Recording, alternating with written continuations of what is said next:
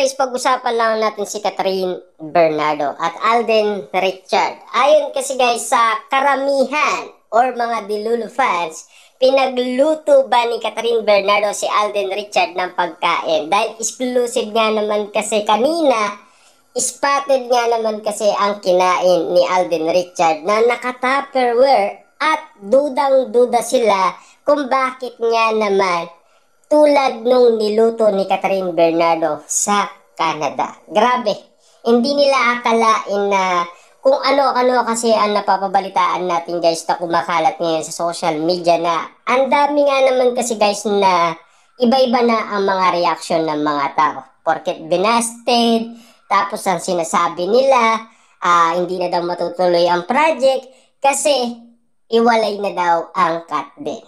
Dahil alam naman natin guys no, meron din kasing manifest at prediction sa cut din na hanggang tambalan lang. Pero ano itong napapabalitaan natin guys na may project pa rin ang cut din. At lalong-lalo na guys, spotted pa rin ang kaguluhan sa social media na pinag-uusapan pa rin sina Alden Richard at Catherine Bernardo. Dahil alam naman natin guys no, kakalkalin pa rin yan ng mga Delulu fans. Kung bakit nga naman kasi ang mga Catden fans ay naging Delulu fans dahil lagi silang nakabantay at exclusive na binabantayan sina Alden Richard at Catherine Bernardo. Para sa kanila kasi guys, naiintindihan natin ang iba't ibang tao. Dahil alam naman natin guys, nagpahinga sina Alden Richard at Catherine Bernardo. Yan kasi ang interview noon kina Catherine Bernardo at Alden Richard kung may pinag-uusapan na panibagong project or magpapahinga muna sila. At ang sinasabi ni na Alden Richard at Catherine Bernardo, magpapahinga muna sila. Siyempre alam naman natin guys no, may kanya-kanya silang mga project na gagawin. Kaliwat kanan guys kasi malakas sina Catherine Bernardo at Alden Richard. Lalong-lalo na malaki ang kanilang talent fee. Kaya nga naman guys, pagod na pagod sina Alden Richard at Catherine Bernardo. Kung napapabalitaan ninyo to kung bakit nga naman natin sinasabi at inuulit ang bawat update kina Alden Richard at Catherine Bernardo. Si Alden Richard, 1 oras lang ang tulog niya dahil sa laki ng kanyang talent fee. Pero wala siyang reklamo umano.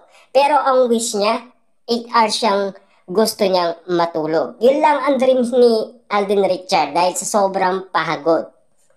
Pero alam naman natin guys no, kapag yung 1 oras, inati natin yun, yung kalahati nun para kay Catherine Bernardo. Ilang oras na lang guys ang tulog ni Alden Richard. Ibig sabihin, kalahating oras na lang. Ibig sabihin talaga, lahat ng mga bagay-bagay na napag-usapan natin, napakatindi ng ginawa ni Alden Richard. Napakatindi ng kanyang pagmamahal umano kay Catherine Bernardo. Kita niyo naman guys, no? 1 oras, aatiin mo pa yon. Dahil alam naman natin guys, busy-busy si Alden Richard. Dahil sa kanyang talent fee, sobrang laki. Kaya nga naman guys, kung mapapansin ninyo, pagod na pagod sina Catherine Bernardo at Alden Richard. Kita nyo naman guys, no? Pinag-uusapan ang lakas ni na Catherine Bernardo at Alden Richard. Lalong-lalo na ang kanilang talent fee. At lalong-lalo na ang mga kaguluhan ngayon. Kung bakit nga naman hanggang ngayon ay paiba-iba ang mga reaction ng mga tao. Kasi alam naman natin guys, kung hindi alam ng mga tao ang issue kina Alden Richard at Catherine Bernardo, talagang mag-iiba sila ng reaksyon.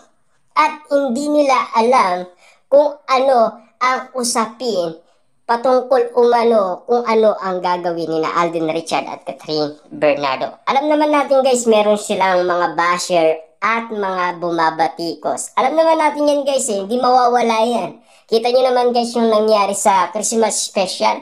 Binato ko si Catherine Bernardo ng dati niyang mga fans na Katniel fans na talagang nagbardagulan ang kampo ni Catherine Bernardo at kampo ni Daniel Padilla. Ganun kalupit guys, di ba? Asaran umano. Pero alam naman natin guys, walang tatalo sa Katden.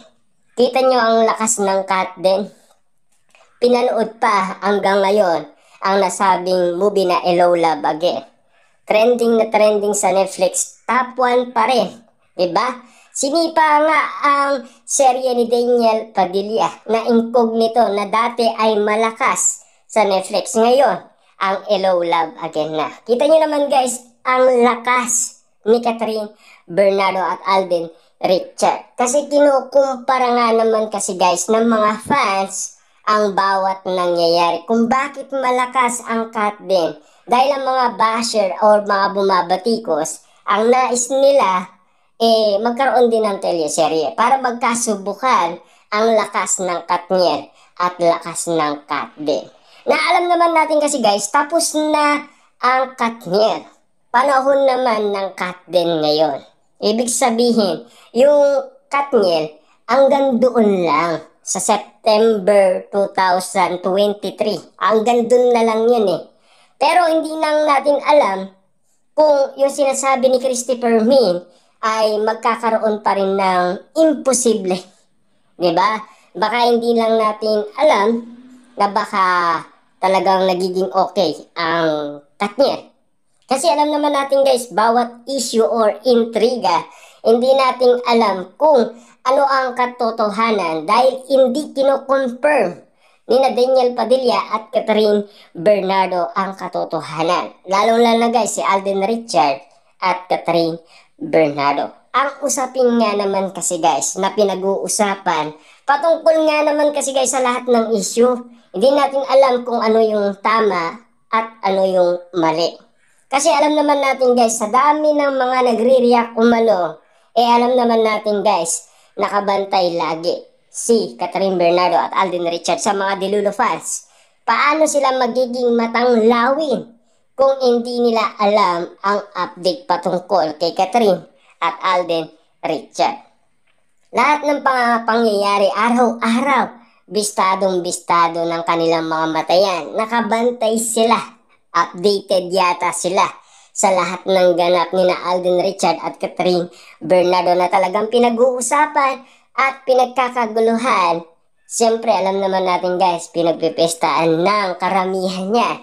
Pag hindi ka Delulu fans, malamang sa malamang, hindi mo alam ang mga nangyayari talaga na umiikot-ikot sa social media.